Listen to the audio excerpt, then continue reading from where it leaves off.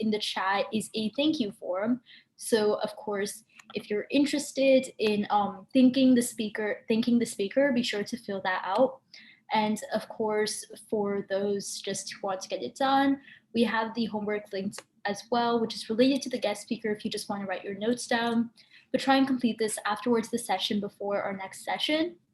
But of course, and if you haven't completed last week's homework as well, or last session's homework, actually, I just linked that in the chat as well.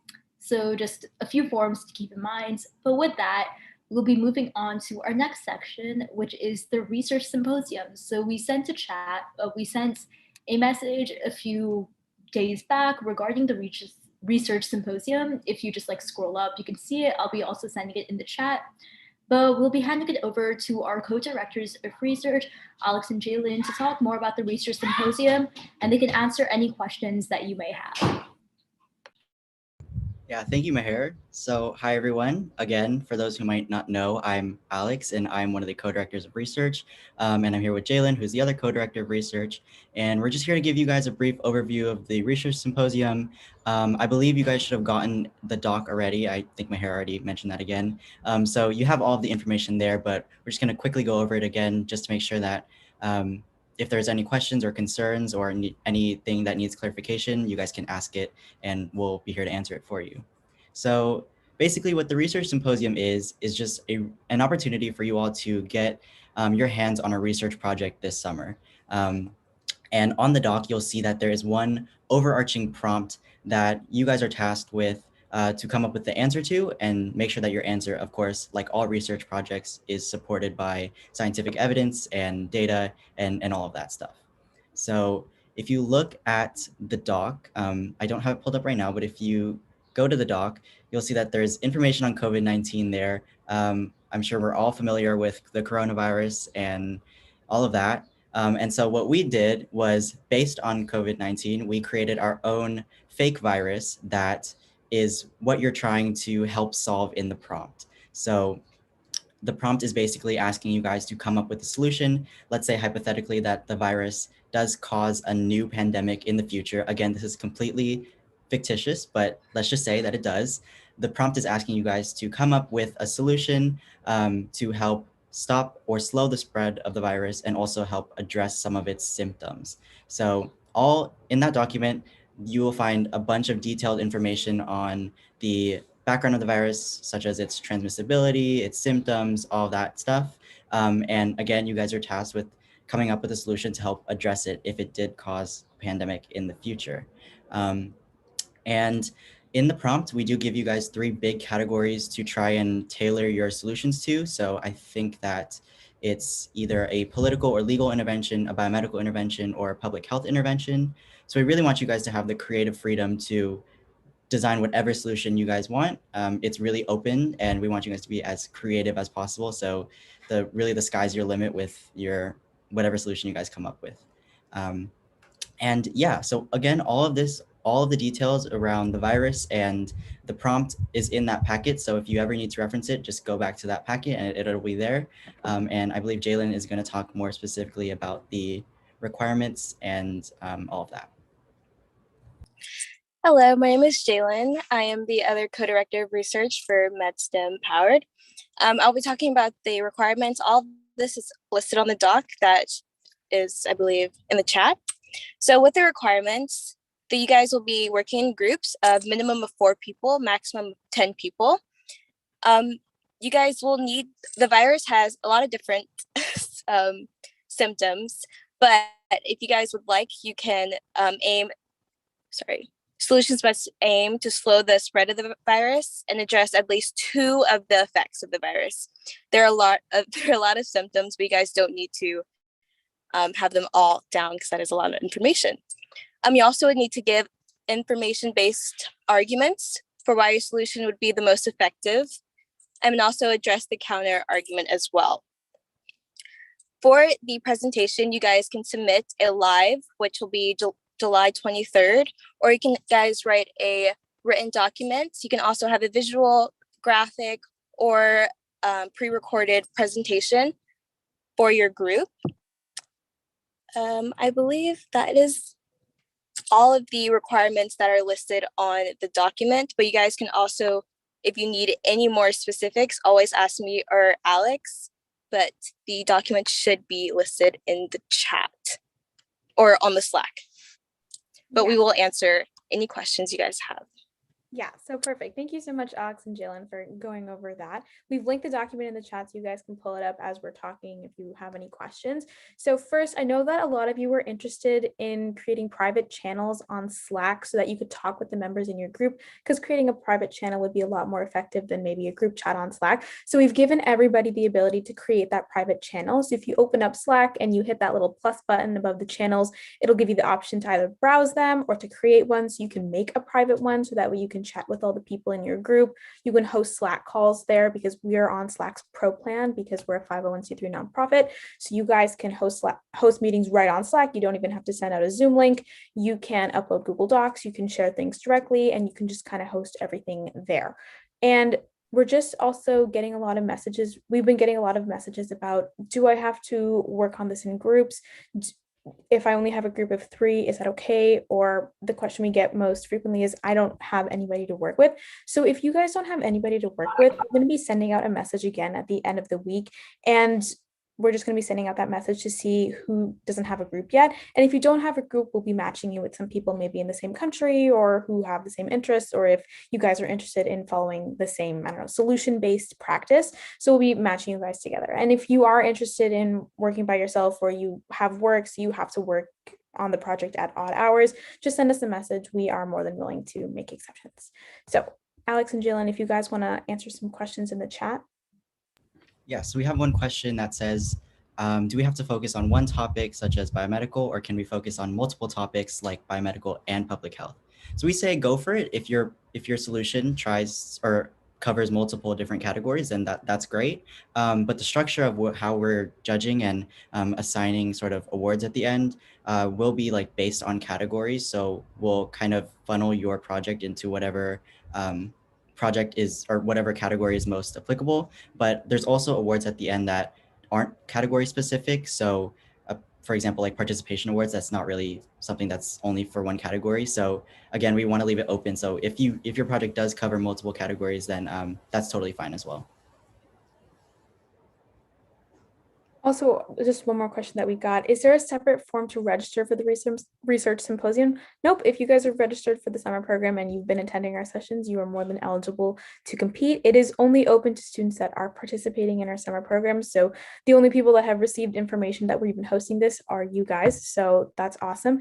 And we have been getting another question about if the research symposium is required. We don't want to force you guys into completing a project that you're not passionate about, because it won't reflect in your work and it will just make you frustrated. So the research symposium this year is not required for your certificate or shadowing hours, but it still is a wonderful opportunity to express your research in medicine and STEM, work with people, and compete for awards.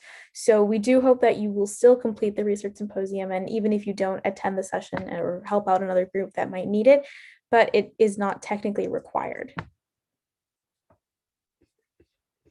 All right, so if you guys have any more questions in the chat, you can put them in. So someone asks, is it like our final? Not necessarily, but it will be held on the final session. So kind of yes. And can groups be considered for multiple awards? Jalen and Alex, you guys want to answer that one? Yeah, I'll answer this one. So the awards are via categories, like Alex said, but if there are like first, second, and third place winners, but it really depends on which category you guys would most be interested in. If we do, let's see, how can I explain this? Hey, Alex, can you help me real quick? Yeah, so I think the question was kind of asking whether or not their projects will only be applicable to like one award, which I don't believe so. I think you can be considered for all of the awards that are kind of related to your project. So you're not just applying for like one specific award. Yeah. Yeah. All right, awesome. So we're just going to take 2 more questions. So within each category, should we focus only on one intervention, or can we have multiple things as part of your solution? You totally can have multiple things. I believe Bill and Alex also mentioned that as well. And you can check the doc too. And one more question, there are 300 plus members attending. Will this go in review in Zoom for the last session or during the last session. So for our last official session, which is session 6, which for you guys, I believe is Monday, July 19th at 5:00 p.m. Eastern Daylight Time. Someone correct me if I'm wrong. That session will still be like one of these sessions, guest speaker, workshops, etc. Our research symposium itself, where you guys are going to be presenting this and hearing from a guest speaker, that's on Friday, July 23rd, starting at 9:00 in the morning. So the way it's going to work is at 9:00, the guest speaker will be talking about their research in medicine and STEM and how it applies to epidemiology or virology. And then we're going to have a bunch of student presentations. We're going to be scoring you guys if you're interested in speaking awards. And then we're going to take a break for lunch. We're going to do our final calculations. And then after the lunch break, we'll be announcing the awards. So unfortunately, that's all the time that we have questions for today. And now we'll be transitioning into our next segment, which is our workshop on mock diagnosing. So I hope everybody has done their homework on some of the common cases or some common diagnoses that we have, so you have some background on that. But Ahmad and Meher, you guys can take it away. Yeah, of course. So just really briefly, we noticed a lot of questions in the chat, and certainly we don't want to keep you guys here for too long.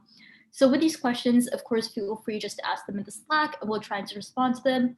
Of course, you could always private message the co-directors. Again, their names are Alex and Jalen with your questions, or just ask them in the Slack and we'll probably reply in thread. And if you have any remaining questions by the time of the next session, or you realize that your questions haven't been answered completely, feel free to stay behind on the call either today or afterwards. And we'll try our best to answer them, or if it's like a bit specific towards your situation. But with that, I'll be handing it over to Davina and Ahmad for their mock diagnosis lab. And yeah, we can get started with that. All right, everyone, I will share my screen. Okay.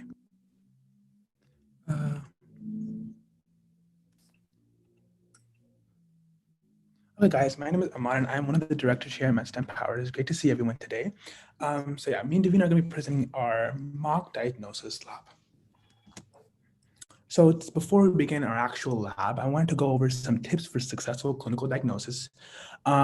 This would more be tailored towards like in-person readiness, but again, in today's session, if the skills that we'll learn in a few seconds will definitely be very important as well. So the first tip for a successful clinical diagnosis is listening to the past medical history. Oh, okay. Listening to the past medical history. Patient can present symptoms from previous medical conditions or illnesses or conditions they're currently dealing with, and this can help narrow down your possible diagnoses. Listening to the presenting complaint is also really important for a successful clinical diagnosis. Listening to the patient and using a model called ICE to generate patients to explore their ideas and their expectations and concerns, instead of just jumping right into pre-rehearsed questions. It's really important to have that patient-physician interaction. Listening to drug history is also really important because it's 6 to 7% of hospital admissions are due to drug reactions. And again, drugs are really, really powerful, and a lot of people can deal with that side effects, and need to be aware that that could be a possible reason for their coming into their hospital today when they come to the hospital. Listening to the carers or individuals that actually spend much more time with the patient, and they're really key eyewitnesses. It's really important to listen to them as well and take them into consideration. Okay, listen to other healthcare professionals that have had interactions with the patient, such as nurses, healthcare assistants, and therapists are really important. It's really important as well. Also, listening to what is not said and evaluating the patient holistically can be important in diagnosing the patient. And you can analyzing the patient's behavior. Listening to your intuition is really important in a successful clinical diagnosis. 80% is the history in the past and you listening and analyzing, and 20% is the examination. So yeah, that is the tips for successful clinical diagnosis. Before we go into this section, I want to ask a question. Collectively, what is the most important skill in a successful clinical diagnosis? There was a common theme that I was talking about in almost every slide. You can put that in the chat.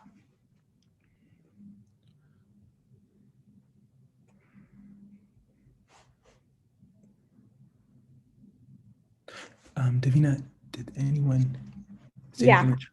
We're getting Mhm. tons of responses, listening to the patient, communication, Listening to the active patient. listening. Yeah. Active listening, exactly. It's really, really important in a successful clinical diagnosis. Okay, Davina, common diagnoses. Okay, so we gave you guys some homework on common diagnoses. These are just the most common things that we see when patients come into their doctor's office or they come into a medical professional's office. All right, so like last time, we want you guys to be breaking down these medical words into their roots, because once you understand the roots, you can apply it to any word. So let's start off with the first one, which is hypertension. So does anyone know what the root hyper means? You guys can unmute yourself or say it in the chat. Yeah, hyper means too much, Hi. excessive. Oh yeah, sorry, did you want to say something? Oh, I was going to say hi, but Yeah, exactly. So hyper just means high, too fast. It's too much of something. Perfect. Thank you, Alyssa, and everyone in the chat. And how about tension? When we say tension, we don't mean conflict. We mean the medical route. That's what we're always looking for. Yeah, exactly. Pressure. So hypertension, high pressure. So I'm sure you guys can put that together and figure out what it is, but we'll save that for the next slide. How about hyperlipidemia? So again, hyper means high or too much. So you guys have already got that down. What about lipids? Yep, seeing it a lot in the chat. Isabella, did you want to say it as well? Yeah, it's fats, but it can also refer to like cholesterol or other sugars circulating in the blood. Yeah, wonderful. Thank you. So you guys are all right. Fat, sugars, mostly it pertains to fat. And how about emia? That one is a bit trickier, but not for you guys because you're all getting it. Exactly. Emia means blood or the presence of something in blood. So we can put hyperlipidemia together to mean the presence of too much fat in the blood. All right, great job. The next one is fibromyalgia. So let's break everything down. So what does the root fibro mean, or fibro? Exactly, fiber. You guys are all getting this. How about myo? This is also a very, very important one. You're going to see this a lot if you work in cardiology or if you work in physiotherapy. Yeah, muscles, exactly. And how about the root algia? Pain, exactly. So can anyone put these three terms together and give us what the actual term fibromyalgia means? Yeah, pain in the muscle fibers. That's basically what it means. And how about hypothyroidism? So we talked about hyper. Hypo is the opposite. Hint. Exactly. Less, under, too little. Exactly. Good job, guys. And thyroid, this one's pretty easy. Just means the thyroid gland, thyroid hormone, etc. So awesome job. We can move on to the next slide. All right, so you guys already know what this stuff means because we've broken down the terminology. Sometimes understanding the word is just to break it down to what its roots mean, and then you're good from there. So hypertension is just the long-term force of blood pressure against your artery walls. It's high enough that it might eventually cause health problems like heart disease or just heart problems in general. And when we broke it down, we found out that it meant high pressure, and in this case, it means high blood pressure. Hyperlipidemia means that there are high levels of fat in the blood. It can deposit in blood vessels, walls, restricting your blood flow because it's compressing on it. And it can also create the risk of a heart attack and stroke. A heart attack is something that we talked about in our last session, so you guys are all experts on that now. And fibromyalgia, which is a widespread musculoskeletal pain. So we broke it down to say pain in the muscle fibers, which is also accompanied by fatigue, sleep loss, memory loss, and mood issues. And the last one for this slide is hypothyroidism. So it's underactive thyroid gland production of the thyroid hormones. Your hormones are extremely important in regulating your heart rate, body temperature, and pretty much all of your aspects of metabolism. All right, so here are some other ones. We're not going to break down the medical terminology of diabetes because that one is not, that one isn't pertinent to today. But how about osteoarthritis? So what does the root osteo mean? Yeah, bone. Awesome. You guys are getting this. How about arthro?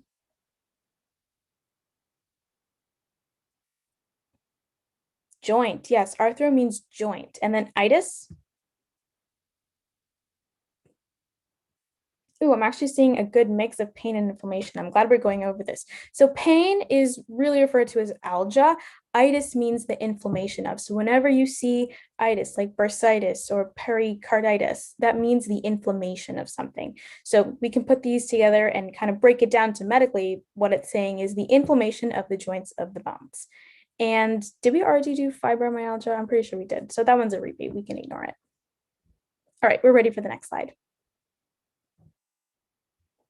All right, so we didn't define diabetes because the medical terminology wasn't there for us, but we did do osteoarthritis. So we'll start with that. So osteoarthritis is the inflammation of the flexible tissue of our bone. It can also cause joint pain in our hands, neck, lower back, knees, or hips. And diabetes is when there are abnormally high levels of glucose in the blood. So can someone differentiate between type 1 and type 2 diabetes? Type 1 is genetic. Yeah, go ahead. Sorry, so type 1 is basically when, I don't know if I'm going to get these mixed up, but type 1 is basically when your body can't produce insulin, and type 2 is the one where it doesn't, or it either doesn't produce it enough, or your body doesn't know how to respond to it. Yeah, exactly. So type 1 again is genetic and you aren't producing enough insulin. Type 2 is when your body gets used to it, your body builds up a resistance. And does anyone know who gestational diabetes impact? There's only really one category of people.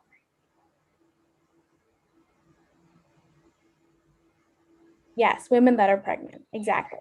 All right, we can move on. Come on, we can move on to the next slide. All right, and now Ahmad will be taking you through our very first case study. Hi guys. Okay, so we're going to do the mock diagnosis lab, and we're going to do our first case study. So the first patient today is a 21-year-old woman who presents to the emergency room with right lower quadrant pain of 12-hour duration. So before we get into the case studies, we kindly ask before you explain to breakout rooms, do not discuss the diagnosis in the chat, because we want to use the breakout rooms for you guys to have time to discuss there. All right. So before we get my God! Stop! Okay, before we get into that, I wanted to discuss an anatomical position first. So anatomical position is the standardized posture of the human body, and this comes into play in a few seconds when I show you the difference between the different quadrants. So it's important to understand anatomical position. Again, it's the standardized posture of the human body. It's the anterior or ventral view of the body, and pretty much your legs, I can demonstrate. So your legs are slightly apart and your feet and palms are forward. And pretty much this is the standardized position, and it's a uniform position that's used around the world, and it helps describe the body in the different terms and terminology. So it's pretty much this. If you want to stand up and show your anatomical position on video, that'd be great. But yeah, it's pretty much like this. Some medical terminology we'll briefly go over today. Again, anterior or ventral view of the body, which means the front view of the body. Anterior is the front of the body, and then if it's towards the back, it's dorsal, or it's posterior. It's the term for that. It's posterior. So anterior is towards the front, and then posterior is towards the back. And yeah. And then the other terms is we can see here superior and inferior. Superior refers to towards the top, and inferior refers towards the bottom. So it's up, superior is above and inferior is below. And then pretty much it's divided along the midline, or this is called medial, towards the middle, medial or towards the middle. And this is your midline. Anything towards this midline is medial, and anything away from the midline is known as lateral. And then pretty much medial and lateral, superior and inferior. And then the last one we're going to discuss about today is proximal and distal. So pretty much you have point of attachments. So it's usually to describe limbs. So proximal would be towards the point of attachment, and distal would be away from the point of attachment. Proximal is towards the point of attachment, and distal is away from the point of attachment. Okay, if anyone has any questions, you can leave them in the chat. Okay, pretty much before we go into the quadrants of the abdomen, I wanted to also explain that there's a difference between our right and left and the patient's in anatomical positions, right and left. The right for the patient is the observers or our left, and our right is the patient's left. So it gets kind of confusing, but if you kind of just understand that when in anatomical position, most anatomy photos you'll see will be in anatomical position. So it's important to understand the left and right are kind of interswitched. Yeah, so the left is your right, and the right, the anatomical position right is your left. So this would be your right and this would be your left. Okay, to get into the quadrants, these are the abdominal pelvic quadrants and the different regions. Today, we're focused on our patient came in with right lower quadrant pain, right lower quadrant pain. But yeah, there's 4 different quadrants that your abdomen is divided to, and 9 different regions. Yeah, these are different organs in the quadrant. So today our patient came in with pain in the right lower quadrant. So these are some of the organs there. If you want to take some notes real quickly, because this will help definitely in a few minutes in the breakout rooms.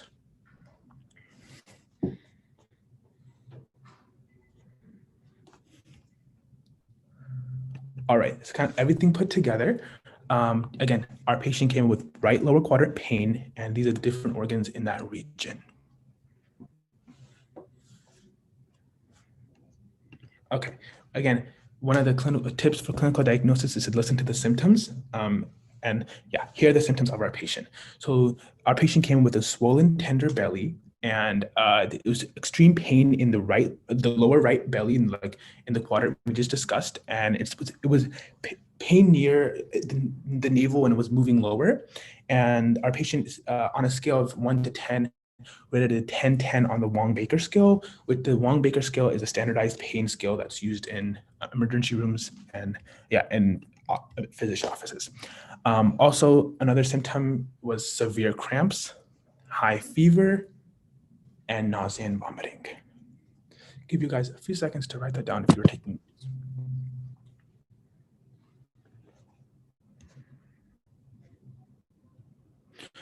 All right.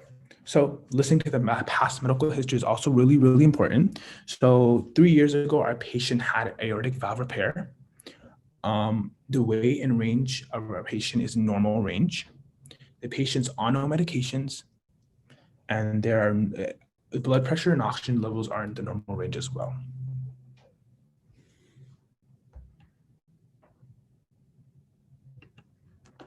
So our doctor here ordered 3 tests. He ordered a urine sample to check for a urinary tract infection, a CT scan to examine the abdomen, and a blood test.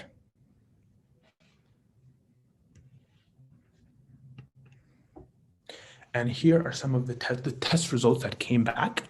There was an elevated white blood cell count.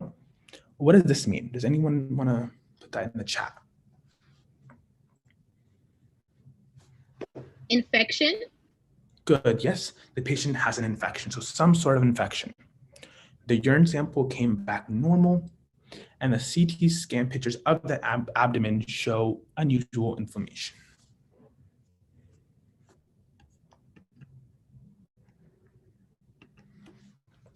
The CT scan results, as you can see, there is inflammation in the lower right side of the abdomen. And this is a CT picture of the abdomen. And as you can see, this is the normal, and this is the CT scan that came back. And it's further zoomed into a specific area. So if you want to take a picture of this or something to discuss in your breakout rooms, you can do that as well right now. Okay, so just to narrow it down, we gave you 4 possible diagnosis options. This could either be a urinary tract infection, a pregnancy, kidney stones, or appendicitis. So now we're going to be split up into breakout rooms to discuss the final diagnosis. We'll have 5 minutes.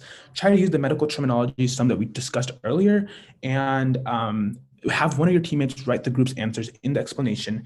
And after we return from the breakout rooms, this member will send out the answer. if you are pretty confident in your answer, and if you want to go a little step further, you can come up with a possible treatment option. And yeah, we will now split up into breakout rooms. Divina, you can take it from there. Yeah. So because we're running a little bit short on time, and because we want to go through the all the case studies in question, we're just going to give you guys 2 minutes. That should hopefully be enough time to go through everything. So we're going to split you guys up now. If you'd like to have a camera on, you can, so that way you can talk to each other, but please don't discuss it in the general chat. So we're going to open up all of our rooms now.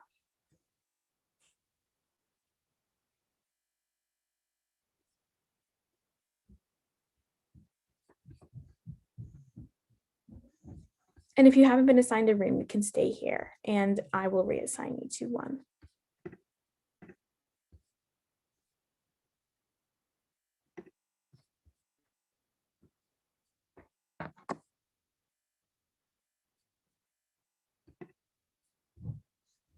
Beatrix, Divya, Richard, have you guys all been assigned a room?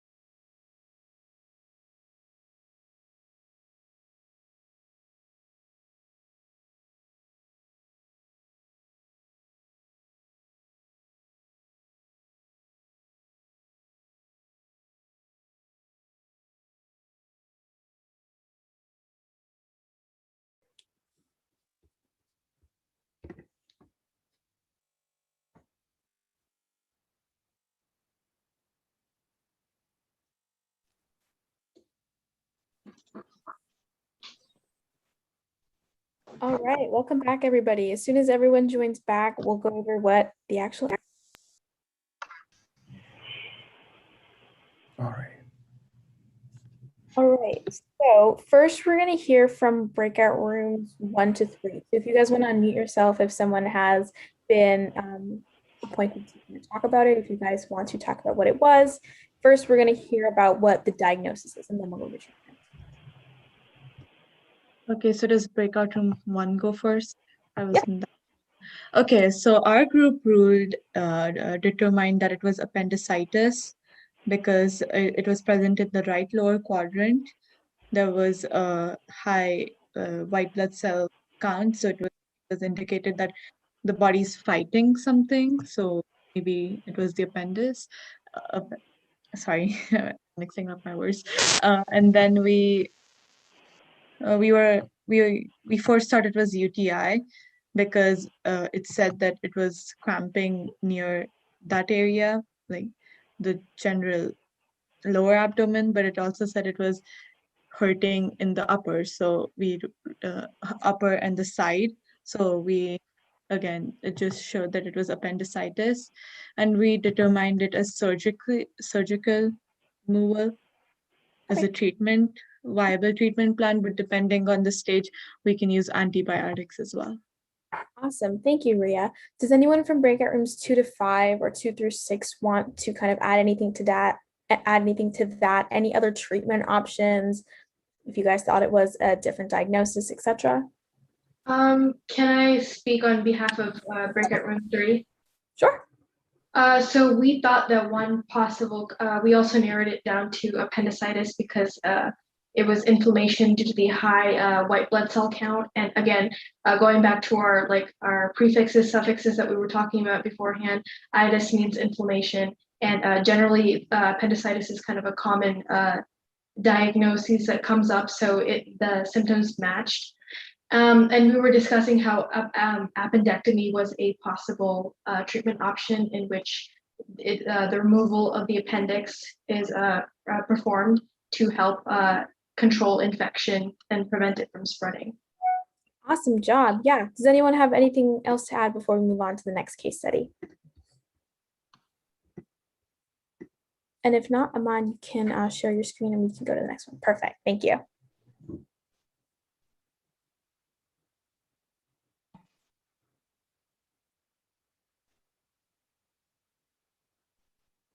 Yeah, so just for the sake of time, could we just skip to one, could we do one of the treatment plans and then move on to the next case study? Huh? Oh yeah, appendicitis. Okay, yeah. Yeah. So do you want to move on to the case study? Or yeah, let's just move on to the next one because I think everyone has got a general idea of what needs to be done and etc. All right. All right. So Ahmad, I think this one is still yours, correct? Or is this one mine? I think it's just Oh yeah, this one's mine. Never mind. Okay, so a 20-year-old man is admitted to a physician's office for a possible metabolic disorder.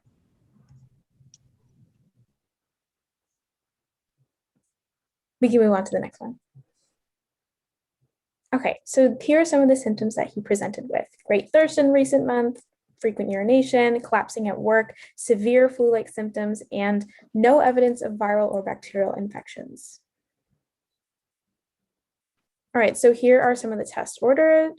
He ordered a blood glucose level test and insulin lab test. So I think you guys kind of know where this is going. All right, so his blood glucose level was 520. So is this higher than average, average, or below average? Yeah, exactly. It's higher than average. And here's another important kind of step to take. So the insulin tests that were ordered show that there was minimal insulin production. So please keep that in mind when you're thinking about your diagnosis. All right, next one, please. Yeah, exactly. It's higher than average. All right, so here are some of your possible diagnoses. Feel free to go through them, negate any of the ones that you don't think are true. This one is kind of obvious, but it might be difficult to differentiate between two, hint, hint. So just keep in mind that some of these might be a little bit more difficult than others. But yeah, so let's just go into our breakout rooms. Ahmad, if you wouldn't mind moving to the next slide so people know what we're doing in those rooms. It's kind of the same thing as the first time. So we're just going to use medical terminology, make sure you come up with your diagnosis and come up with a couple of treatment plans, and we'll be hearing from some different breakout rooms. So with that, we'll move you guys all to your rooms and we'll bring you back in 2 minutes. Ganja. Thanks.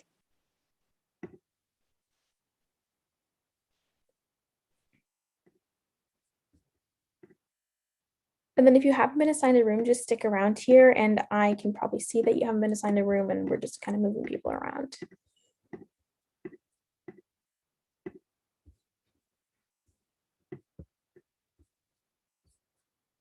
All right, so I think everyone's been assigned a room, but if you haven't, send me a quick message.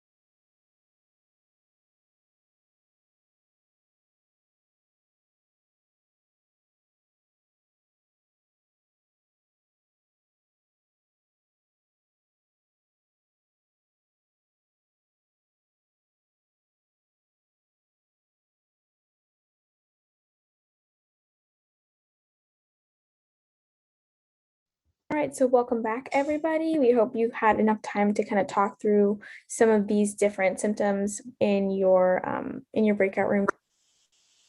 This was, as well as some possible treatment options. So would anyone from breakout rooms, I believe 7 through 10, like to talk about what the diagnosis is and how you figured out what you thought it was?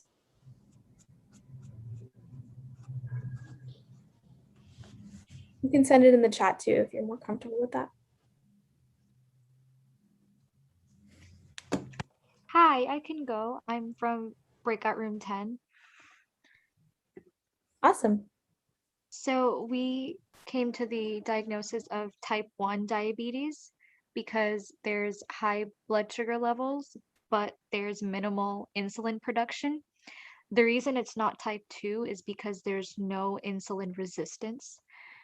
So for our treatment plans, we concluded that insulin from the outside would need to be given either like through a syringe or another option that there is, and also to control diet to incorporate less sugary foods, and also a blood glucose monitor to monitor glucose levels before and after the insulin meds are taken. Perfect. Yeah, thank you so much for that. So you guys are correct. It is type 1 diabetes for all of the reasons that Dia mentioned. Does anyone else have anything to add before we kind of reveal it to you?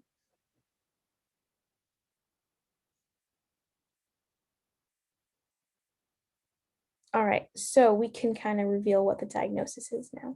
Yep, you guys are all right. It's type 1 diabetes. Treatment options, like Dia mentioned, a glucometer, measuring your levels of insulin, injections of insulin. It shouldn't say infections, it should say injections, and just increased monitoring of your diet and how frequently you're exercising. All right, so we can move on to the next one. So case study 3, this one is also related to health of different genders in patients. So Mary, a 50-year-old woman, is admitted to the physician's office after her most recent mammogram.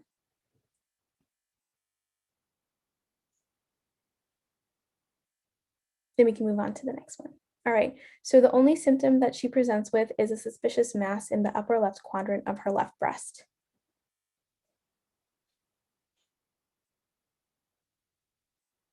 So Dr. Miranda Bailey offers some test results some tests that she'd like to order. So the first test is a biopsy, which reveals an invasive lobular carcinoma. The size is approximately 2 centimeters. There's an estrogen receptor positive test. There's no metastasis detected, and the lymph nodes are unremarkable. So they're pretty normal.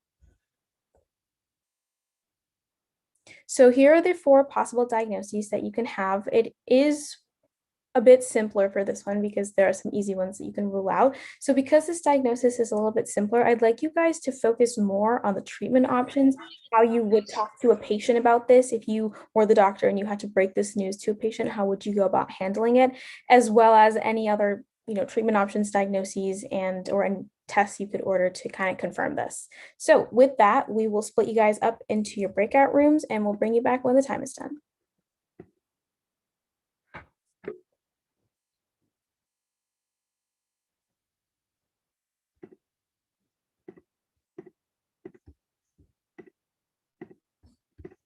Can you reassign me to group 1? I left in the middle of the meeting. No worries. Does anyone else here still need to be assigned to a room?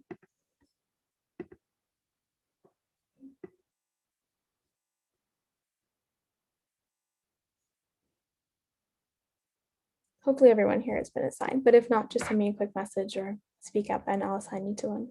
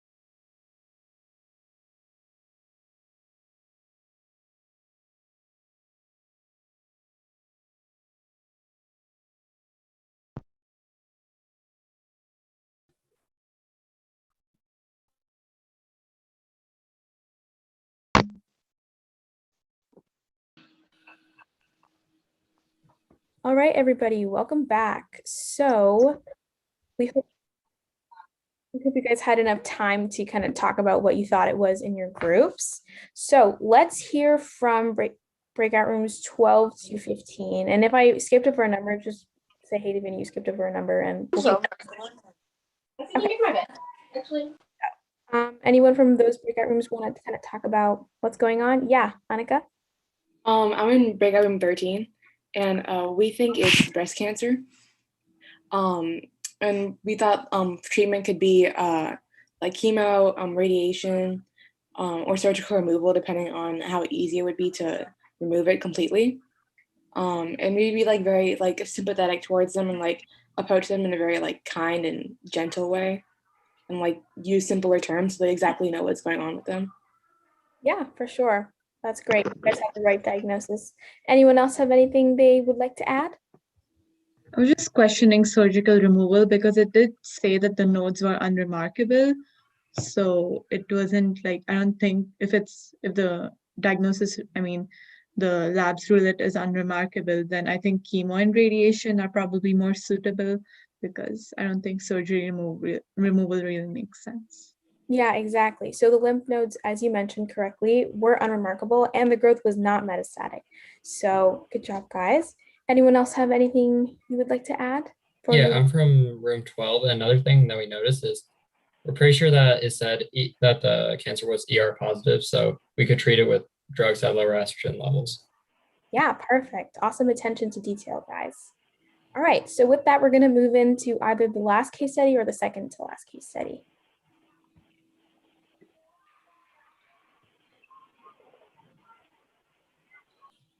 Perfect. So you guys had it right, breast cancer. There are a bunch of different treatment options. You guys have mentioned it, so we'll just move on. All right, so I believe this is the last one. So Susan, a 30-year-old woman, is admitted to the hospital complaining of headaches, shortness of breath, and dizziness. So again, these are some of the major symptoms that she's presenting: headaches, shortness of breath, flushing, dizziness, chest pain, and visual changes.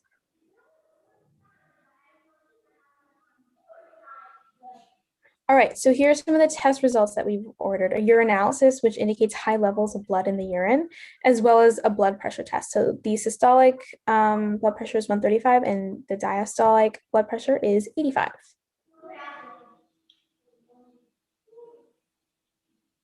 All right, so we're going to split you guys up again. This one should be pretty quick. As opposed to our other ones, we're not giving you a list of the possible diagnoses because, hint, this was on your homework assignment. It was one of the top 25 most common diagnoses. So hopefully you guys maybe at least know what the word is or know what it might be. So we'll split you guys up and then we'll bring you back. And that will be our last case study for today.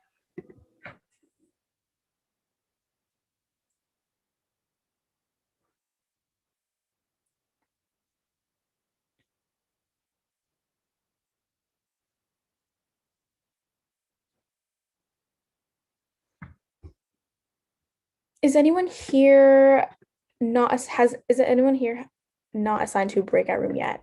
Or have you been assigned to one, but you got lost connection and now you need to be reassigned to a specific number?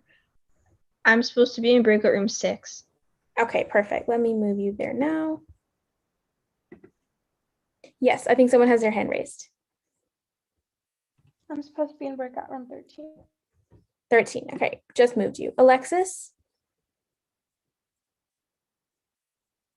I do not remember my breakout room. I think it was number 2. Okay, perfect. I'll move you there.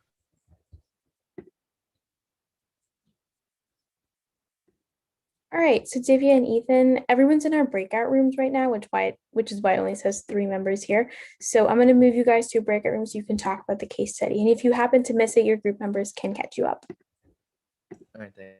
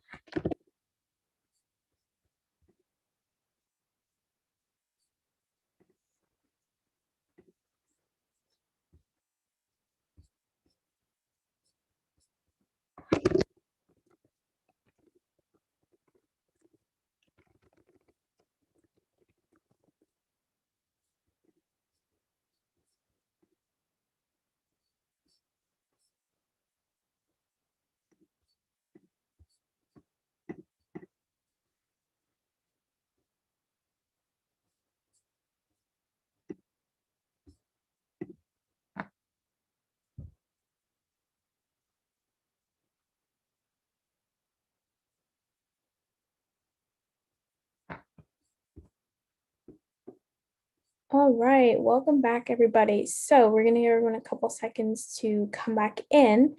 So now we're gonna hear from, I believe we did 12 to 15 last time. So now we're gonna hear from breakout rooms 16 to 20 and beyond. I'm not sure if we had more than 20 breakout rooms. So would anyone from those breakout rooms like to discuss what you think it is, what you think it is not, or any possible treatment options, etc.?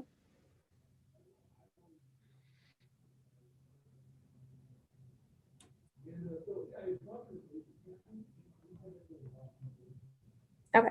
If no one from those breakout rooms would like to say what it is, maybe you can type it in the chat if you're more comfortable, or if anyone else has an idea of what it might be, then you can maybe just say it. Okay, Isabella?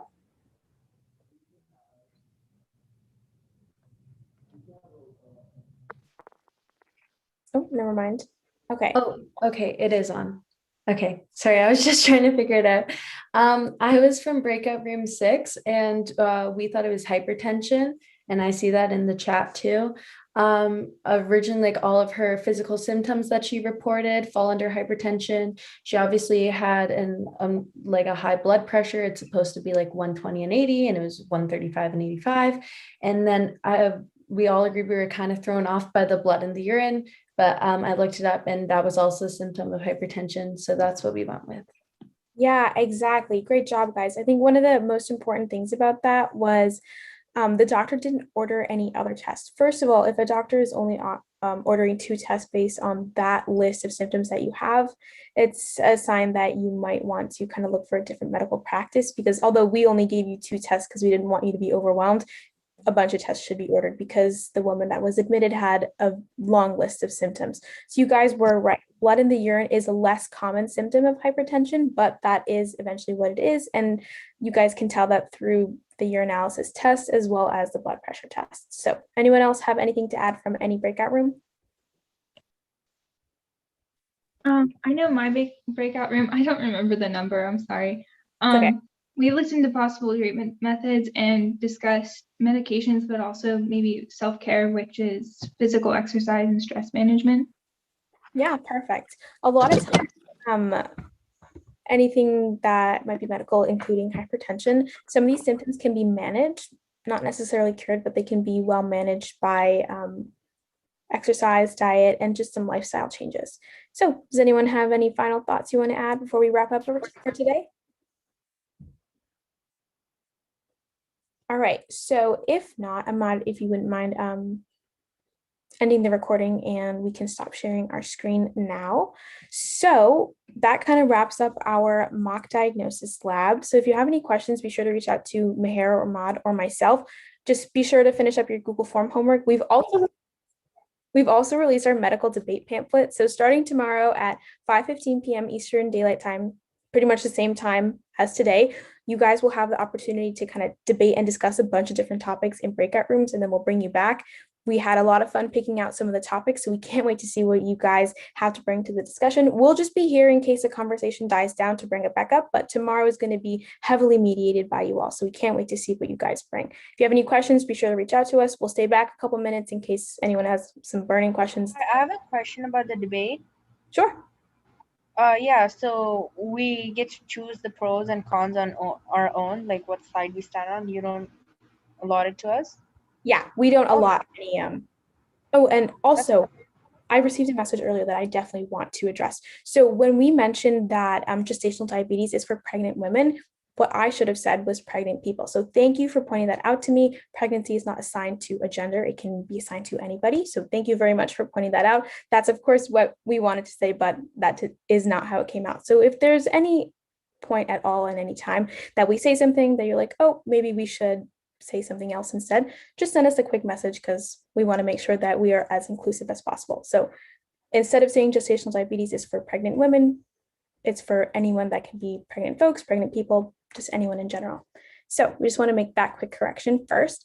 And second, we're just going to talk about some questions in the chat if you guys have, anything that you want to talk about. So Ahmad or Meher, if you guys wouldn't mind linking the medical debate pamphlet in the chat, I think some kids might not have access to it. So please just, if you guys have a minute, oh, someone else has linked it. Perfect. Thank you guys. You're really on it. So just make sure that you can open it, read everything that you're on. Is a meeting on the 26th mandatory? I don't think we have a meeting on the 26th because our last program session is the 23rd. So if you meant the 16th, then I can answer that later. And then we meet up on Monday, Tuesday, Thursday. I'm just looking at my calendar right now, and you are correct. We have sessions next week on Monday, Tuesday, and Thursday, as well as tomorrow at 5 for a debate.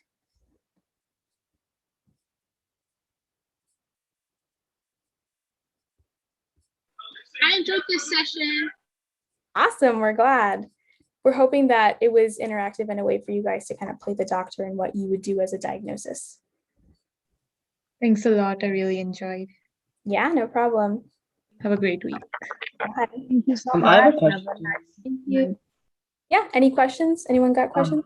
Yeah, I have a question. So for presentations on the 23rd, I believe, how long do we have time for presentations? Like how many minutes? Oh yeah, so we will actually be including this in the doc because it's something we should have included before. 10 minutes max is what we're hoping, because we do have a lot of groups, so somewhere between 5 and 10 minutes. Obviously, if you're submitting a pre-recorded video, it might be longer, but if you're presenting something live, it would be beneficial if maybe your presentation is 20 minutes, if you just present maybe 5 to 10 minutes of the most important facts. You can skip over the background and stuff when you're presenting, because we know what the background is, and it would be kind of boring to hear it like 300 million times from all of you guys presenting. We're more focused on your solution. So if during the symposium, all you want to really focus on is your solution and its implementation, go for that. Okay, thank you. Yep, no problem. Dia? Hi, so my question was, do we have another Google form to fill out for today's homework? Yes, and Meher will be sending out a message afterwards, and that message will have the Google form. Okay, awesome. Thank you. I had so much fun. We're glad. Awesome. I have a question. Go ahead. I wasn't here like the first day, and the homework was due at 5 o'clock today. Is it fine if I do it tonight? Yeah, Or- it's fine. We're not time capping it. We do hope that you guys finish it on time so it doesn't pile up and you get stressed out, but it's okay. You can still fill it out. Okay, thank you so Yeah. much. Thank you. I had a question, if that's okay. Yeah, go ahead. Are you guys do you guys know what kind of form the award's gonna be in? Like a certificate or anything like that? Yeah, so in addition to the certificate that you'll be receiving for the program, you will receive another one that is research symposium specific. Okay, thank you. No problem.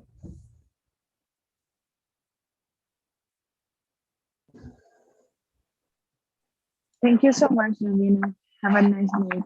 I learned a lot with today's section. I love it. Awesome, we're glad.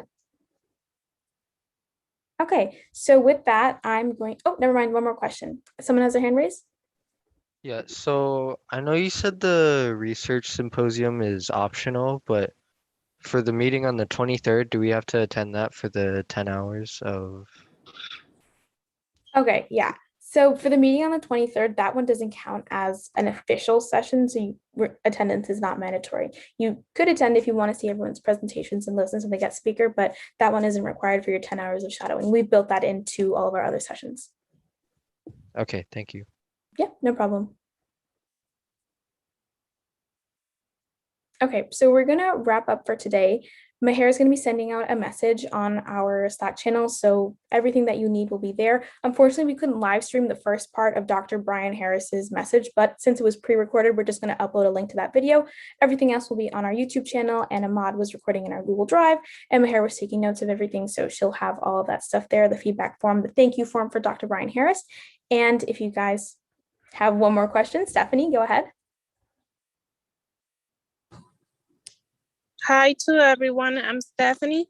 I want to know because I'm confused. I start the meeting at July 6th at 9 a.m., but I received an email with the link to the meeting starting at 5 p.m. So I want to know if I have to get tomorrow at 9 a.m. or 5 p.m. Okay. Would you mind sending me a quick message on Slack afterwards so we can check which program you're in and then remove you from the email list that might be a little bit confusing right now? Okay, perfect. Yeah. All right. Hopefully that will sort things out. Okay. So that unfortunately is all the time that we have for questions today. But again, please just send us a message if there's anything else that comes up and fill out our feedback form. Again, we do want to make this program as enjoyable for everybody as possible. So if there's anything that we can work on or improve on, then we would love to hear from you. But we will see you all here tomorrow for